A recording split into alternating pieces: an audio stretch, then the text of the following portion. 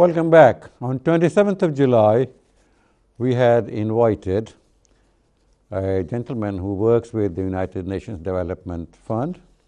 He has been working on various issues, and one of his ideas was that economy is for the people and that people are not for economy. I asked him what did he mean by that, and he explains in detail. Let's see that.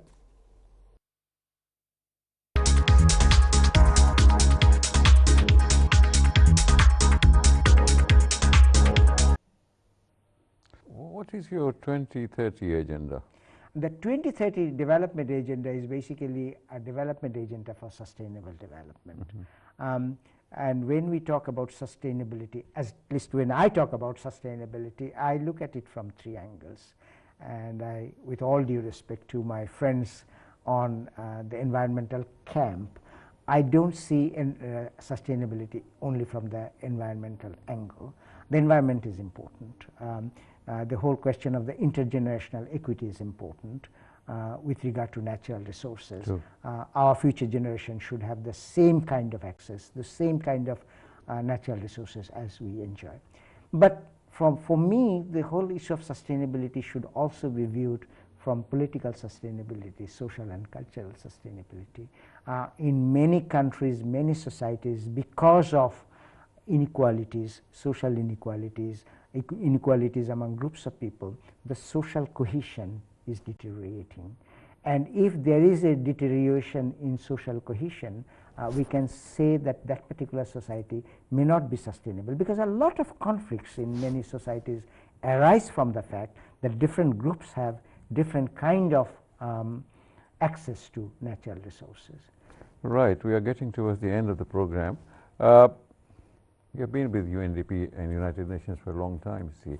Can you, after all these years, all good work that you have done, and the UNDP, can you just sit back and relax and say that, we have achieved something and everything is going on the right track? Very important question. I mean, one is at a personal level, one is more of a professional, or with the groups of people. The organizational. Yeah, the organization one.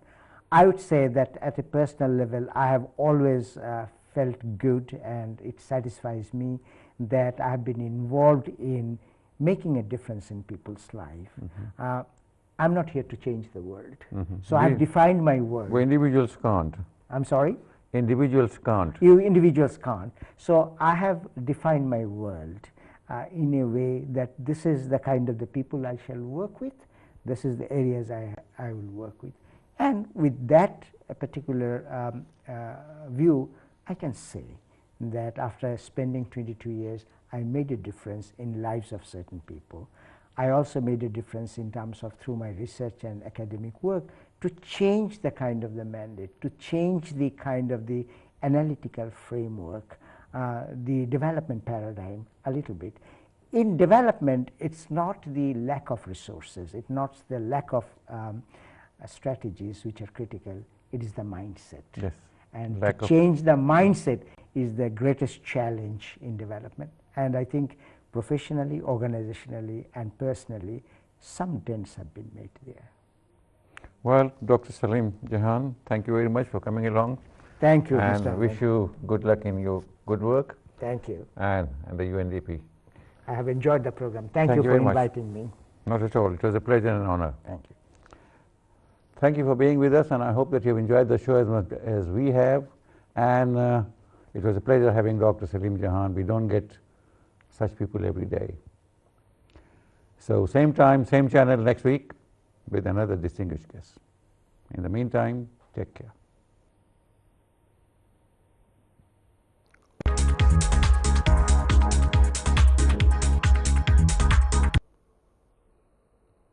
Well, a lot of talk about development. The next we had Nabila Rafiq, a London solicitor, but she has also practiced back in Bangladesh. One of the topics, one of the issues very close to her heart is human rights. And when we talk about human rights, it's human rights for men and human rights for women too. She thinks a lot of improvement has taken place in Bangladesh, but there is still a lot more to do, a lot more to achieve. Let us see how it goes.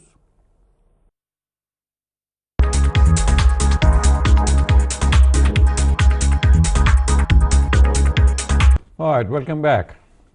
Just before the break, we have been talking about a lot of things legal and how to help clients resolve issues outside the codes and inside the code, and if people have problems of land and inheritance in Bangladesh, how to go about. But this, every lawyer is a person, see, and he or she has interests, see, and including my guest today, she has different interests, and I would like to ask her about, she's interested in the causes about environment, human rights, that sounds very basic, politics, science and technology, and social services. Let us go to human rights. How would you define human rights as a lawyer? The fundamental entitlement of Basic any rights. human. Yes. But are they different from country to country and society to society? They should not be.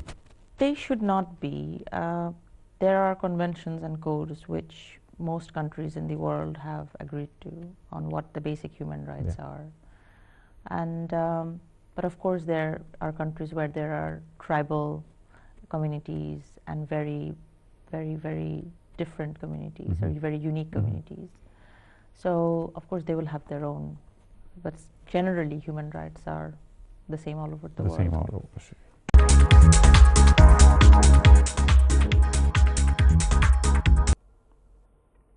Right.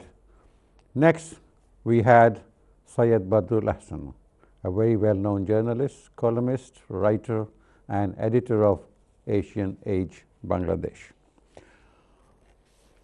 Most journalists are just messengers, but this gentleman is not just a messenger, but he's also an observer of things. He has seen a lot of activities, politics in the world, and we asked him about what's happening in Bangladesh, what's happening around the world. There seems to be a problem with the leadership, not only at home, but beyond as well. Let us see what he had to say.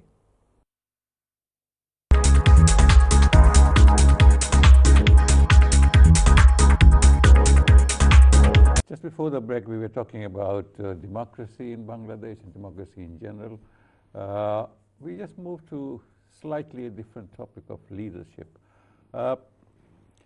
Leadership comes usually from educated, usually urban, educated elite. That's what we have been observing in Southeast Asia particularly. But in Bangladesh for many years, the students' union that we used to see and that used to throw up able leaders that would become one day the national leaders, that is missing. That system of students' unions at universities and colleges is not there. We have Bangladesh Chhatro League, but some of those students are not students. They are not at colleges or universities. They are students by profession and not by vocation. Yes, which again leads me back to the past. Talking to the Chhatro League, Bangabandhu was the person who founded the Chhatro League. A gentleman like Mr. Tajuddin Ahmed, very politically conscious. He used to keep diaries, regular diaries, and all the other leaders. If you look at other politicians before Bangabandhu's time, Shere Bangla. Now, they were men of commitment, people of commitment. And what they did was, you talked about the politicians coming from urban classes, but our politicians, Shere Bangla, Fazlullah, Bangabandhu, Sheikh Mujibur Rahman, people like them, they came from a rural base, and they traveled. And their greatest quality was that they were able to mingle with the people. They used to travel down to walk, not just travel, but by traveling, they used to walk to villages. And in my young days, when I was a student, I've seen see, I've had personal experience of Bangabandhu actually remembering faces of simple peasants whose parents he had met 30 years previously. Then the Indian journalist Nikhil Chakraborty, he also told me about his remembrance of things past.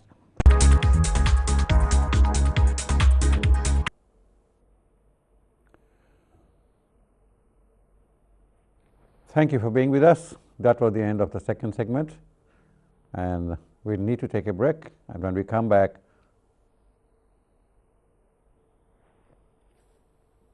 that was Mr. Syed Badrul Ahsan, a very distinguished journalist. He has written a number of books on Sheikh Mujib, Bangabandhu Sheikh Mujibur Rahman. He has written a book about on Tajuddin. He has written a book in Bengali and English on several leaders, and he is working on other books on literary pursuits. But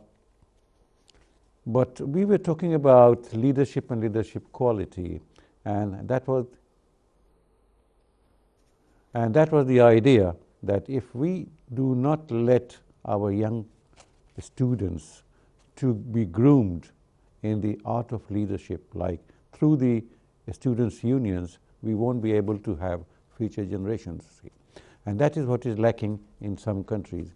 I know that we are blessed with some very senior leaders in many fields, but to nurture younger generation for the purpose of leadership is very important. Otherwise, there will be a vacuum after these very senior, very distinguished, very experienced people are gone. Because if they do not pass on their expertise to the younger generation, who is going to look after? There will be a void and there will be problems. And as it is being seen in some Asian countries, that the senior leaders did not create an institution. They were individuals. This is happening in most of the developing nations, that people do not try to develop institutions, rather they are individuals, and when they are gone, there is a vacuum. People do not know.